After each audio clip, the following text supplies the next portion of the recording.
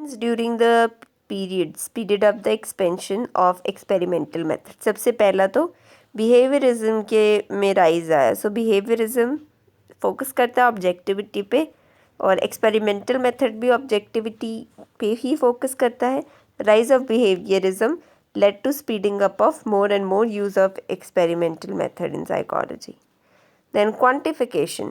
Now quantification or measuring any social phenomena with numbers also grew during 1900s and 1940s. So quantification ज़्यादा होने लगी, social phenomena को हमने measure करना शुरू कर दिया, है ना, numbers के द्वारा social phenomena को measure किया जाने लगा 1900s के दौरान, 1940s के दौरान. So yeah. Then changes in research subjects, earlier names of the subjects were revealed. Now confidentiality came up and subjects were usually school going children's या अब changes आए research subjects में भी. पहले तो subjects के नाम reveal किए जाते थे, confidentiality इसके बाद आने लगी experimental method के आने के बाद. प्रैक्टिकल एप्लीकेशन बहुत है एक्सपेरिमेंटल मेथड का, दैट्स ऑल्सो अ रीज़न कि क्यों ये पॉपुलर है.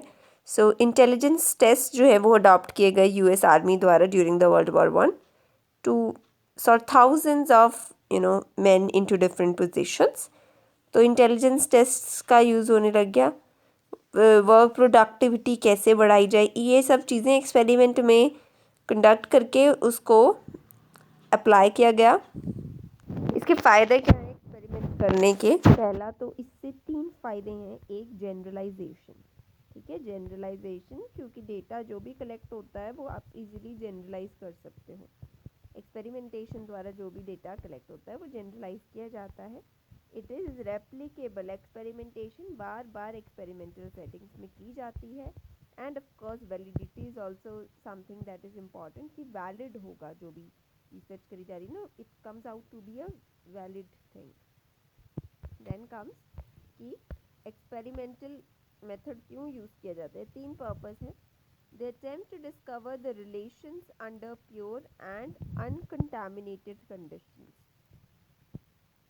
एक्सपेरिमेंटेशन द्वारा प्योर और अनकंटामिनेटेड कंडीशंस में, हम प्योर कंडीशंस में रिलेशन समझा जा रहा है कि कैसे एक वेरिएबल x रिलेटेड है y वेरिएबल्स के साथ.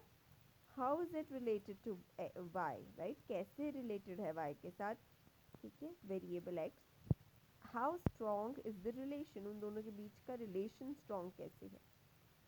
Now experimenter seeks to reduce a discovered relation to functional form.